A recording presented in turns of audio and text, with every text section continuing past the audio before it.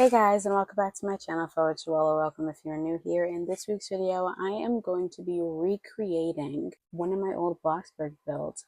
Here is the build that I am recreating. You can still find it here on my channel. So the only guideline that I have for myself that I have to follow redoing this build is I have to keep the same layout. And when I mean the same layout, I mean all the walls have to stay in the exact spot that they were. And that's pretty much the only thing I have to follow. So it's still going to be a tiny house, but I'm making it so much better. Enjoy. It's fun with Joelle. I said it's fun with Joelle. Hey!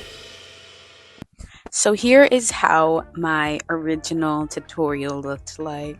I do not know why so many people watched it. It was at least like 300 something people, and some people are still watching it. It's really not good.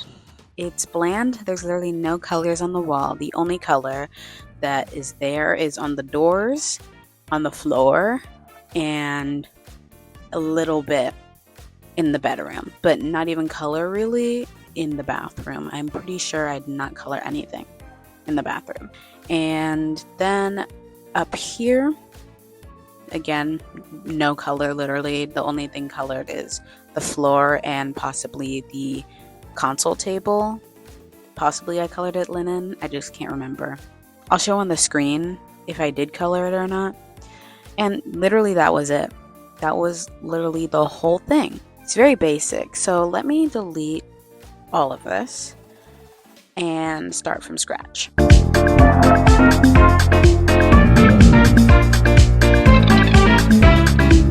Starting off with the very basics, I am putting the doors and coloring them, and I am also redoing the floors as well as the roof. I also do try to change the pattern on the outside of the house, but I end up with the original pattern with just a lighter color. Then I make a template for the color palette and everything on the side because I'm actually going to tear down the entire house because I decide here to move it back a few spaces. I built it exactly how I built it in the tutorial, and it was exactly 1 block away from the sidewalk, and I decided to move it 2 blocks further back than that.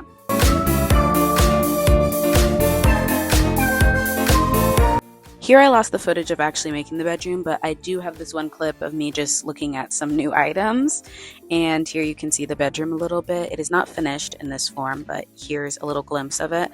I gave it this kind of green planty vibe. There's a good amount of plants in there, and I also kind of made it like, oh, there's a little too many plants in here, but it's not overbearing, and I purposefully made it a little bit cluttered just to give that vibe. Also, you could probably notice that I moved the bedroom into where the bathroom used to be, and the bathroom is now where the bedroom used to be. And here you can see in these photos the bathroom, and I did lose the footage once again of me building the bathroom. But here are some photos I was able to take at the time. And as you can tell, it's kind of the same vibe as the bedroom, and I added some kind of luxury features. Like I got a luxury toilet and a quote-unquote luxury sink, and I also gave it crown molding, and I wanted the bathroom to feel minimalist but still high quality because that's kind of the vibe I'm going for this house. I don't want it to look super richy, but it's so tiny and cute that the more expensive things with more expensive looking designs work with the soft color palette that I've gone for with the grays and the kind of purpley-ish colors. And here you see me working on the front area. I just used the same colors that I used pretty much in the bedroom, and I just went along with that theme and incorporated it into a nice small little front area to hang your coat and put your shoes down. And here's the part where I have no clue what to put on this shoe thing that I've created. I tried multiple things and none of them were working, so I just ended up leaving it empty and it doesn't look too terrible. I do end up moving the area, however, to the left side if you're inside the house facing, because As you see here, I add a kitchen on the right side. The previous house had barely anything. All it had was a bedroom, a bathroom, and a living room area. You might as well have just called it a 2-story, terribly furnished hotel room. And I really just did not want this new house to be like how it used to be. That's literally the main reason why I wanted to redo this. It was just so bare, it made no sense. And right before I was gonna start building for this video, I'm looking at the layout and I'm like, I made that and it was not okay to post, in the sense like it had literally nothing in it. It was so uncreative. I could not tell you my thought process in the moment of filming that and editing that and posting it. I could not tell you. But with that aside, I really wanted this house to be more like a home instead of a place where you have to go to the grocery store every day because you don't have a fridge to store your food. And even if you did go to the grocery store, all you can buy is chips because you have no space to cook at all. And with that wonderful closing thought, here is the final house. I'm sorry you guys did not get to see me build the outside as well as the windows and the upstairs. I once again lost the footage for that, so sorry about that. But here is the house tour. Starting off with the outside of the house, there are 2 nice lanterns on the side of the door, and along this rocky concrete path there are bushes and flowers and plants all over. And I also decorated the mailbox, and next to the mailbox I put a trash can that is green, and I also put on the side of the house a blue recycling bin. And I also put a couple extra things there, like a hose, a bag of soil, and I also put a couple firefly groups around each of the bush areas on the sides of the door. There's also a big breaker box on the wall of the side of the house. Moving on to the inside, once you open the door, you are greeted by a wall. I'm just kidding. You are greeted by a nice coat area. You can sit down on the bench and wipe off your shoes and take them off and hang up your coat and put your umbrella into the umbrella bin. Turning to your left, you are greeted by a beautiful sage green, white, and brown kitchen with marble counters and everything that you would need in an average homey kitchen. Now moving into the bedroom, it is beautiful with a very green and planty vibe with a bit of rustic, that coming in with the mirror on the left there, and a bookcase and a desk and a beautiful big window right on top of the desk.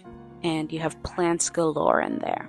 Now entering the bathroom through the door connected to the bedroom, you are immediately greeted with a orangish and tan checkered 3D wall, and the shelf matches it beautifully and actually matches the mirror in the bedroom. And you have a marble sink and a marble toilet and a marble toilet paper holder and a marble towel holder, as well as a nice sage green tiled shower and tub. And I don't know if you notice here, but I do pay a little bit of an homage to the original design by putting those light rods around the mirror in the bathroom.